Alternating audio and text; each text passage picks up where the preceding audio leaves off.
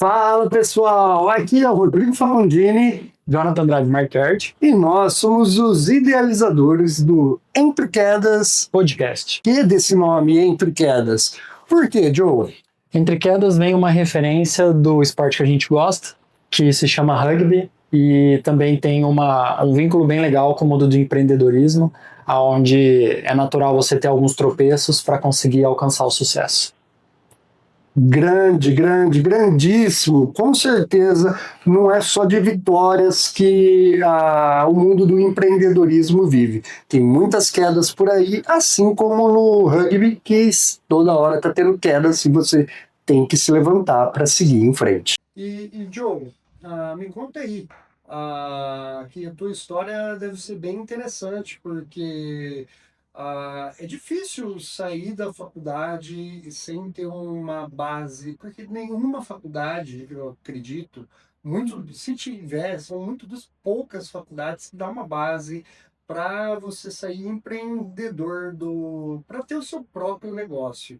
Você pode contar um pouquinho como foi a sua carreira, a sua história no empreendedorismo, nas suas empresas? Faculdade na Unirp, uma faculdade particular aqui de Rio Preto, e fiz engenharia da computação. Então, ela é muito focada em parte técnica. Então, não tem muito administração, gestão, essa parte na faculdade realmente não.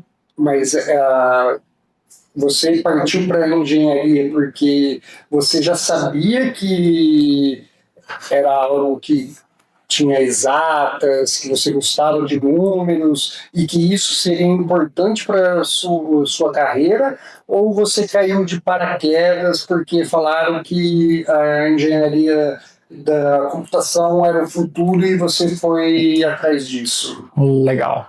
Cara, essa história é bem provável e um pouco engraçada. Eu sempre gostei bastante de exatas, matemática e física.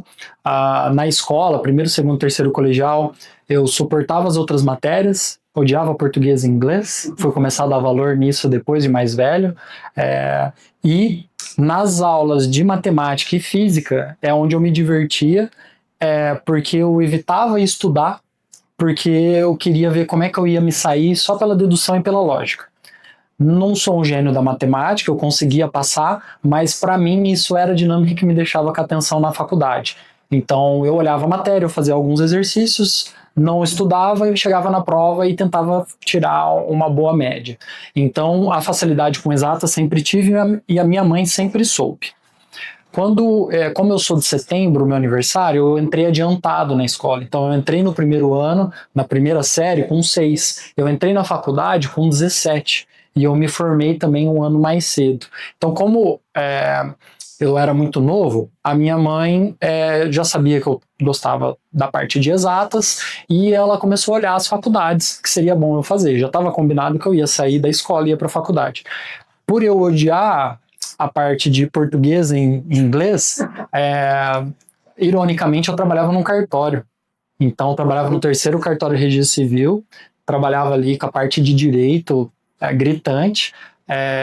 E aí quando minha mãe foi escolher a faculdade, foi me inscrever, ela sabia que eu tinha que ser direcionado a exatas. E ela escolheu engenharia da computação porque ela viu no nome computação e ela sempre soube que eu gostava de computador. Gostava de computador para jogar, como qualquer um, saindo da adolescência. Mas ela acertou muito. Então ela fez a minha inscrição, ela me avisou, fiz a sua inscrição na engenharia da computação. Aí eu, ok, vou fazer a faculdade.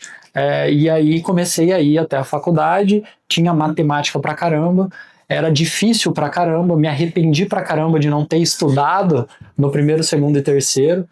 Sempre gostei muito de exercício, principalmente de final de semana. Então antes do rugby eu jogava futebol todo sábado no racha do meu pai, que o meu pai estava ali há mais de 10 anos, então era tudo tio, era algo que eu gostava muito, mas a faculdade me impactou de tal forma que eu saí do racha de futebol e entrei num programa de aceleramento de skills básicos de matemática. Certo. Era um nome lá que eles tinham para quem vem de escola e que não está aguentando acompanhar a faculdade. Então, eles dão um bom nivelamento da parte de exatas para você conseguir seguir com matemática 1, cálculo 1, 2, 3 e 4, física teórica, física prática, né? Deixa eu te contar, mesmo você sabendo que era tão bom em exatas como você era, e você precisou nivelar ainda assim, ou foi só para. Não houve um nivelamento, mas sim uma vontade de estudar mais. Rolos, eu precisava do nivelamento Ah, e a vontade de estudar veio por consequência também, de uma forma mais orgânica. Então sempre certo. tive facilidade, nunca me estudei a fundo. Depois que eu entrei na faculdade, eu fiz iniciação científica, fiz outras coisas legais lá.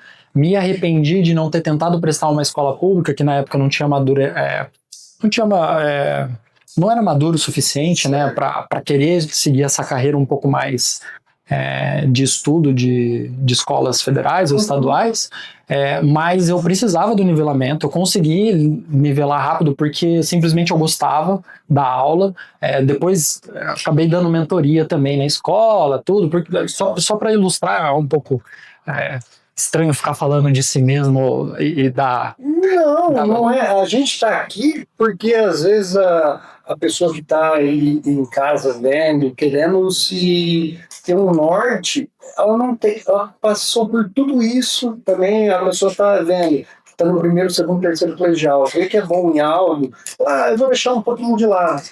E ao invés de ver essa experiência que você teve, mesmo sendo bom o suficiente naquilo lá e deixando um pouco de lado pelo fato de você já ser bom e não se especializar, mais lá para frente ele sentiu a falta disso. Então não é estranho falar de si mesmo, porque você está falando de si mesmo para cada um que está lá vendo, assistindo e talvez se inspirando em você. Não, legal. Para mim isso é um pouco desconfortável falar de algumas coisas, por muita influência do Clóvis, sabe o Clóvis de Barro? Sei! Eu escuto bastante ele fala de que quanto maior a distância entre o agente que está te elogiando, mais credibilidade tem. Então, a gente falar de si mesmo assim, é meio, né, ó, que legal que você é bonzão. Mas, pelo contexto, eu entendo e vou me acostumar. E também para fazer sentido, né, toda a conversa que a gente vai ter ao longo dos episódios, aí, dos podcasts. Cara, então, a faculdade era de exatas, minha mãe escolheu por causa da computação, por causa do nome. Gostei muito, saí do futebol, fiz essa aceleração, esse nivelamento, era aos sábados, por isso que eu precisei sair. Peguei muito gosto pelo estudo, antes eu não estudava, sempre tive dificuldade de ler. Minha mãe lia comigo os livros da escola para eu conseguir captar, eu dispersava muito, era muito chato para mim, mas quando eu entrei na faculdade, eu literalmente me apaixonei em aprender. Então, para mim, hoje eu não exerço a função de engenheiro da computação, mas a faculdade, para mim, ela me ensinou a buscar conhecimento. Isso, para mim, foi o mais legal.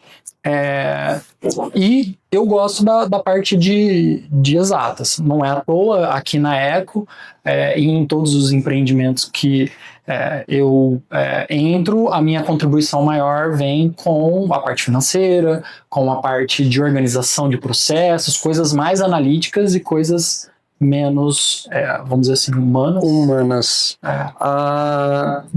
Posso fazer uma pergunta que eu vi que, para quem está vendo agora de casa e está conhecendo o Joe pela primeira vez,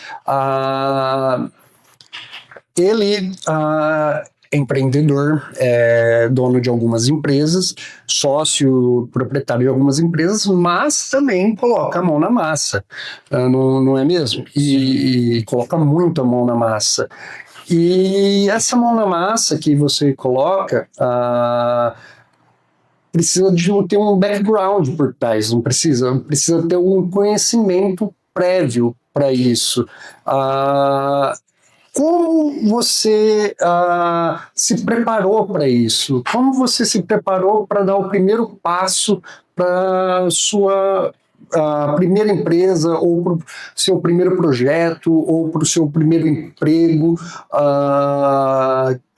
no qual você não tinha conhecimento algum? Como foi dar o primeiro passo? Legal. Na faculdade, me apaixonando por aprender, eu tenho boas referências de autônomos ou de empreendedores, que o meu pai ele tem a serralheria dele.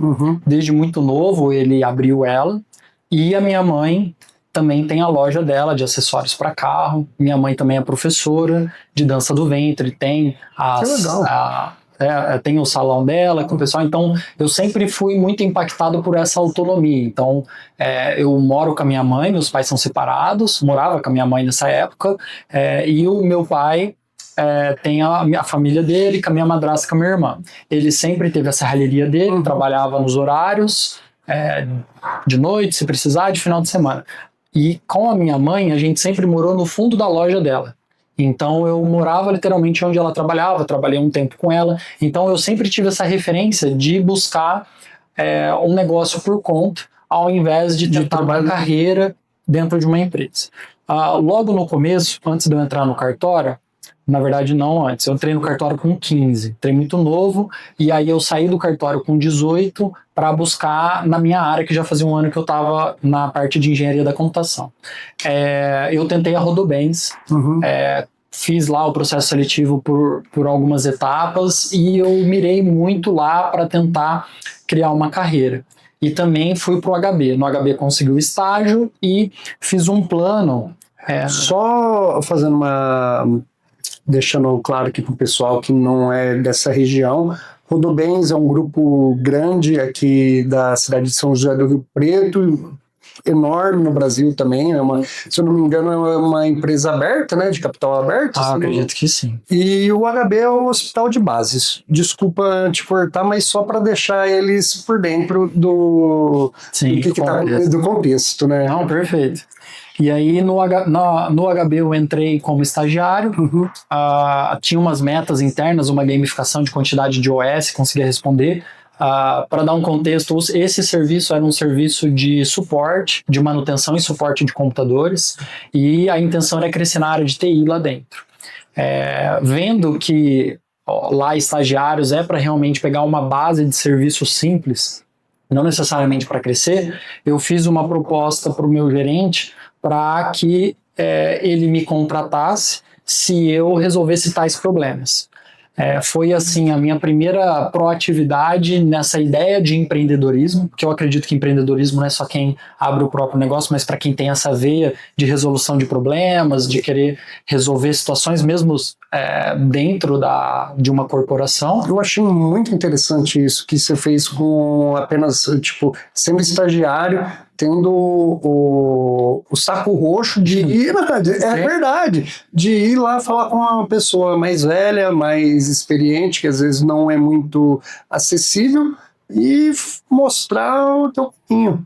Sim, era o meu desejo, porque eu estava num momento de mudança. Então, eu não ia ficar lá desse formato, e ou eles iriam me dar essa oportunidade, ou eu iria sair e tentar outras oportunidades por conta.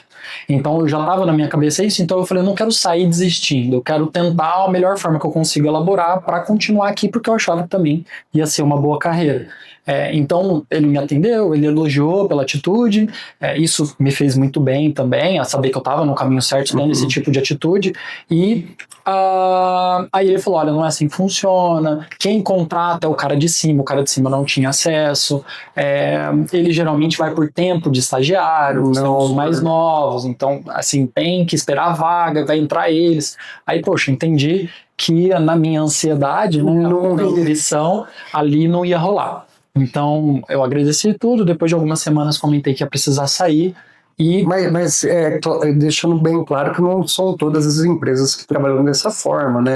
Tem empresas que trabalham por meritocracia, igual você estava buscando, né? Você estava querendo a empregar, quanto mais eu empregava, mais promoção teria. Sim. Infelizmente não foi esse teu caso, né? Mas, ou infelizmente ou felizmente, porque senão você não ia estar aqui hoje. Trilhei outro caminho. É. Sim, é interessante. Aqui, poxa, dá pra gente falar um episódio só sobre estagiário, né? Que aqui a gente já teve muitos estagiários, eu tive a minha experiência e dá pra usar estagiários, talvez o termo usar fique um pouco forte, mas dá pra você colocar estagiários em situações na empresa que vai melhorar muito a produtividade dela e ainda você vai dar oportunidade pro estagiário